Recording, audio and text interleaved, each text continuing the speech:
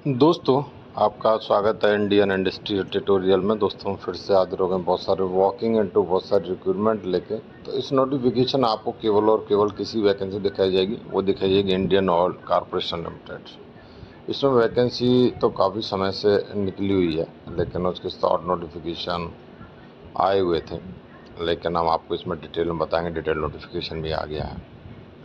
तो यहाँ पर जो वैकेंसी है वो नॉन एग्जीक्यूटिव के लिए है। बाकी का यहाँ पे आपको बताया गया है कि भैया ये जो वैकेंसी है रिफाइनरी डिवीज़न, और उसमें भी बहुत सारी आसाम, बिहार, गुजरात, वेस्ट बंगाल, उत्तर प्रदेश, हरियाणा, और आसाम की और भी बहुत सारी लोकेशंस हैं, वो जैसे बोगई गांव, दिगबोई, ये सारी लोकेशंस हैं। साथ ही साथ उड़ीसा लोकेशन के लिए वैकेंसी है। नेक्स्ट बात करें, पाइपलाइन डिवीज़न के लिए वैकेंसी है, तो वो भी डिफरेंट स्टेट के लिए है। जैसे ये वैसे वो है, ठीक है। नेक्स्ट आगे बढ़े तो यहाँ पे आपको देखने को मिल रहा होगा रिफाइनरी डिवीज़न के लिए क्या क्या वैकेंसी, उसकी बात करें पहले। तो जूनियर इंजीनियर असिस्टेंट के लिए वैकेंसी प्रोडक्शन में बता दिया गया आपको कि भाई ये वैकेंसी कुछ इस तरीके से है।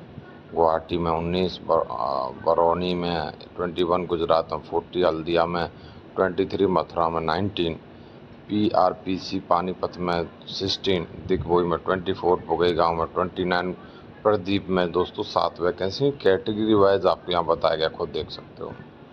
नेक्स्ट बात करें जूनियर इंजीनियर असिस्टेंट P&U, तो यहाँ पे गुवाहाटी में 10, बरौनी में 3, गुजरात में 3, मथुरा में 6, दिगबोई में 4, बोगईगांव में 7। नेक्स्ट बात करें दोस्तों कि जूनियर इंजीनियर असिस्टेंट PNUONM, तो यहाँ पे पानीपत के लिए 16 और प्रदीप के लिए 6 है। नेक्स्ट बात करें दोस्तों junior engineer assistant electrical, junior technical assistant, तो यहाँ पे बरौनी के लिए 4, गुजरात के लिए 12, हल्दिया के लिए 2, दिगबोई के लिए 5, बोगईगांव के लिए 2 वैकेंसीज हैं। नेक्स्ट बात करें junior engineer assistant mechanical, junior technical assistant, तो यहाँ पर दोस्तों गुवाहाटी के लिए 7, बरौनी के लिए 9, हल्दिया के लिए 2, प्रदीप के लिए 4, दिगबोई के लिए 16, बोगईगांव के लिए 10, प्रदीप के लिए 2 वैकेंसीज हैं। नेक्स्ट बात करें जूनियर इंजीनियर असिस्टेंट 14, इंस्ट्रूमेंटेशन और जूनियर टेक्निकल असिस्टेंट, यहाँ पर बरौनी के लिए 4, गुजरात के लिए 3, मथुरा के लिए 2, प्रदीप के लिए 7, बोगईगांव के लिए 6 और प्रदीप के लिए 2 वैकेंसीज हैं। नेक्स्ट बात करें जूनियर क्वालिटी कंट्रोल एनालिस्ट के लिए, तो गुवाहाटी के लिए 2, बरौनी के लिए 3, गुजरात के लिए 2, हल्दिया के लिए 1, पानीपत के लिए 4 और दिगबोई के लिए 5, बोगईगांव के लिए 4। कैटेगरी वाइज ऑलरेडी यहाँ बताया गया है, सबको आपको खुद देख लेना है। अच्छा, नेक्स्ट बात करें तो junior engineer assistant fire and safety, तो यहाँ पर गुवाहाटी के लिए 4, गुजरात के लिए 6, हल्दिया के लिए 2, मथुरा के लिए 3, पानीपत के लिए 3, दिगबोई के लिए 5, बोगईगांव के लिए दोस्तों यहाँ पर 4 वैकेंसी जो है बताई गई हैं। तो इसकी डिटेल यहाँ पर दी गई है, ठीक है, तो वो आपको अच्छे से पढ़ लेना है। नेक्स्ट बात करें पाइपलाइन डिवीज़न के लिए, तो यहाँ पर आप देखने को मिलेगा कि इंजीनियर असिस्टेंट इलेक्ट्रिकल दोस्तों, तो यहाँ पे बिहार, बंगाल, हरियाणा, पंजाब और तेलंगाना, तमिलनाडु, महाराष्ट्र के लिए 1-1 वैकेंसी है। बाकी गुजरात के लिए 6 और उड़ीसा के लिए 2 वैकेंसी। नेक्स्ट बात करें इंजीनियर असिस्टेंट मैकेनिकल, तो गुजरात के लिए 5 है, बाकी का वेस्ट बंगाल, तमिलनाडु, राजस्थान के लिए दोस्तों 1 वैकेंसी है। नेक्स्ट बात करें इंजीनियर असिस्टेंट TNI, तो यहाँ पे आप देखोगे उड़ीसा के लिए 2 है, गुजरात के लिए 6 है, बाकी की सारी वैकेंसी 1-1 है। नेक्स्ट बात करें टेक्निकल असिस्टेंट, तो यहाँ पे हरियाणा के लिए 4 है, पंजाब के लिए 3, उत्तर प्रदेश के लिए जो NRPL है उसके लिए 2 और WRPL गुजरात के लिए 12, बाकी की सब के लिए आप देख सकते हो 1-1 वैकेंसी बताई गई है।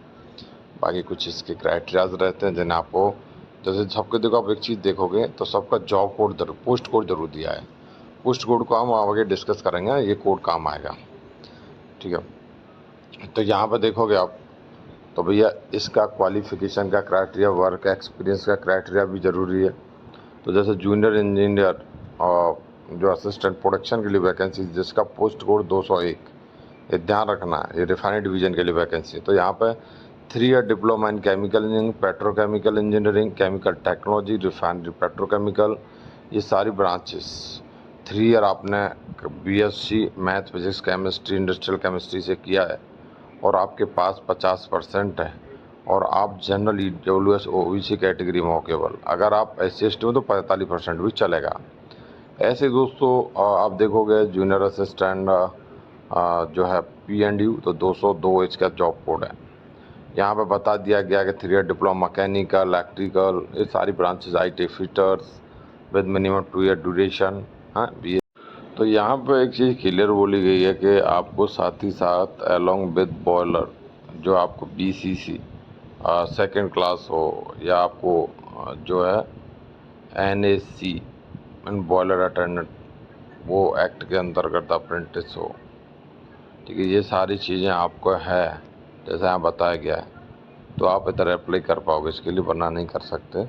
नेक्स्ट है junior engineer assistant PNU ANM तो 3 ईयर डिप्लोमा इलेक्ट्रिकल इलेक्ट्रॉनिक्स 50%, वही क्राइटेरिया 45-50 का पहले बता चुका हूँ।